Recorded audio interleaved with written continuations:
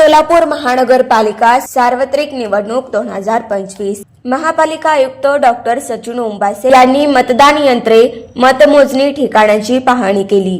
सोलापूर महानगरपालिका सार्वत्रिक निवडणूक 2025 पारदर्शक, सुरक्षित आणि सुरळीत पार पडण्यासाठी महानगरपालिकेकडून तयारीला वेग आला असून महापालिका आयुक्त डॉक्टर सचिन ओंबासे यांनी शहरातील महत्त्वाच्या मतमोजणी ठिकाणांची पाहणी केली। निवडणूक निर्णय अधिकारी 1 ते 8 कार्याची पाहणी, निवडणूक प्रक्रियेचा मुख्य आधार असलेल्या सर्व अधिकारी कार्यालयांसाठी योग्य जागेची निवड, विजेची सोय, बैठकीची जागा, दस्तऐवज ठेवण्यासाठी सुरक्षित कक्ष, IT सुविधा, सुरक्षा आणि वाहतूक व्यवस्थेचा डॉक्टर सचिन ओंबासे यांनी प्रत्यक्ष आढावा घेतला।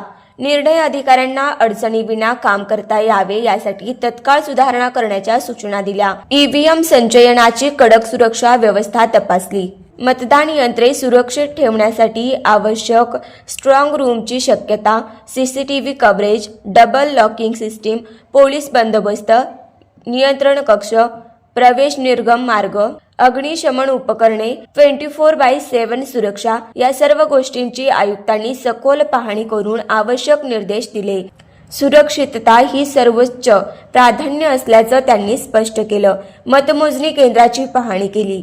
मतमोजणी दिवशी मोठी व्यवस्था उभारावी लागणार असल्यानं मतमोजणी केंद्रातील टेबल मांडणी, उमेदवार प्रतिनिधींसाठी स्वतंत्र जागा, मीडिया गॅलरी, IT कक्ष, प्रिंटर, वायफाय, पोलीस बंदोबस्त, आपत्कालीन व्यवस्था, पार्किंग याचेही नियोजन आयुक्तांनी पाहून घेतले।